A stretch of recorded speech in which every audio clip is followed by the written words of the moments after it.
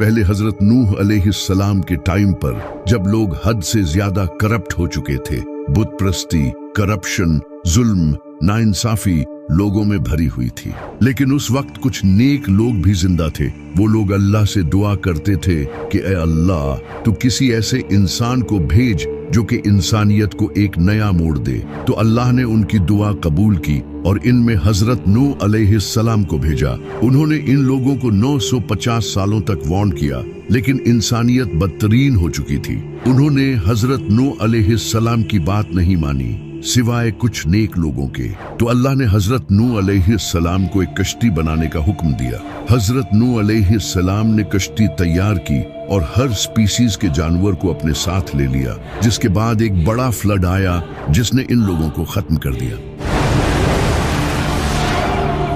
और इसके बाद हजरत नूह अलैहिस्सलाम ने अपने फॉलोअर्स के साथ एक नई शुरुआत की। हजरत नूह अलैहिस्सलाम के कई सदियों बाद फिर से इंसानियत बुत प्रस्ती में पड़ गई। उस वक्त की बुक्स में भी ये लिखा था कि एक ऐसा इंसान आने वाला है जो कि अल्लाह का दोस्त होगा, जो कि हजरत इब्राहिम अलैहिस्सलाम थे। फिर हजरत इब्राहिम अलैहिस्सलाम ने बुत प्रस्ती को छोड़कर तौहीद बयान की और लोगों को हदायत दी।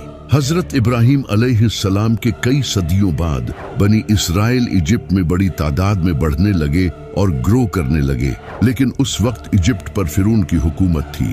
फिरौन को बनी इसराइल से खतरा महसूस हुआ और इसने बनी इसराइल को अपना गुलाम बना लिया और इन पर बहुत जुल्म किया। कई सालों तक बनी इसराइल पर जुल्म होता रहा और वो लोग अल्लाह से दुआएं करते रहे कि तू ऐसा नबी भेज जो हमें इस गुलामी से आजाद करे। तो अल्लाह ने इनकी तरफ हजरत मूसा अलैहिस्सलाम को भेजा। हजरत मूसा ने फिरौन को डिफीट करके बनी इसराइल को आजाद किया। हजरत मूसा अलैहिस्सलाम से कई सदियों बाद हजरत ईसा अलैहिस्सलाम का वक्त आया। उस वक्त बनी इसराइल फिलिस्तीन में रोमन्स के अंडर थे और करप्ट जूइश प्रीस्ट इनके इमाम थे और कई वक्त से इनमें कोई नबी नहीं आया था।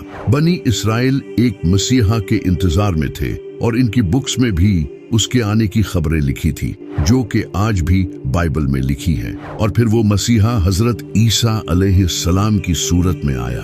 लेकिन फिर भी बनी इसराइल ने इनके खिलाफ साजिशें की, तो अल्लाह ने हजरत ईसा अलैहिस्सलाम को आसमानों पर उठा लिया। हजरत ईसा अलैहिस्सलाम के बाद जब अरब में बुराई आम हो चुकी थी, तो उस वक्त यहूदियों की बुक्स में एक अजीम नबी के आने की खबरें लिखी थी। और उस वक्त यहूदी भी उस नबी का इसी तरह इंतजार करते थे जिस तरह आज मुसलमान इमाम मेहदी का इंतजार करते हैं। यहाँ तक कि आज भी बाइबल में वो प्रेडिक्शंस लिखी है। इसके बाद फिर नबी सल्लल्लाहु अलैहि वसल्लम ने ऐलान नबूवत किया। तो ये जो मसीहा का कॉन्सेप्ट है, ये बनी इसराइल में पहले से मौजूद था। इसी वजह से इस्लाम के एक बेहतरीन स्कॉलर और पोएट अल्लामा इकबाल भी इमाम मेहदी के इस कॉन्सेप्ट को नहीं मानते थे। इनका ये कहना था कि ये कॉन्सेप्ट मुसलमानों ने यहूदियों और क्रिश्चियंस से लिया है। जब अब्बासी खिलाफत के दौर में मुसलमानों पर जुल्म हो रहा था, तब मुसलमानों में ये कॉन्सेप्ट फैलने लगा कि बहुत जल्द एक मसीहा आएगा जो सब ठीक कर देगा। अल्लामा इकबाल का कहना था कि मुसलमानों का किसी मसीहा के इंतजार में जुल्म सहते रहना ये बहुत ही खतरनाक है। इसी वजह से वो इमाम मेहदी के इस कॉन्सेप्ट को नहीं मानते थे। सिर्फ अल्लामा इकबाल ही नहीं, बल्कि इब्ने खाल्दून जो एक स्कॉलर और फिलोसोफर थे, वो भी इमाम मेहदी से रिलेटेड अहादीस की सनद से अग्री नहीं थे। लेकिन अगर देखा जाए तो इमाम मेहदी से रिलेटेड अहादीस तकरीबन हर बड़ी हदीस की किताब में मौजूद हैं, सिवाय बुखारी और मुस्लिम के।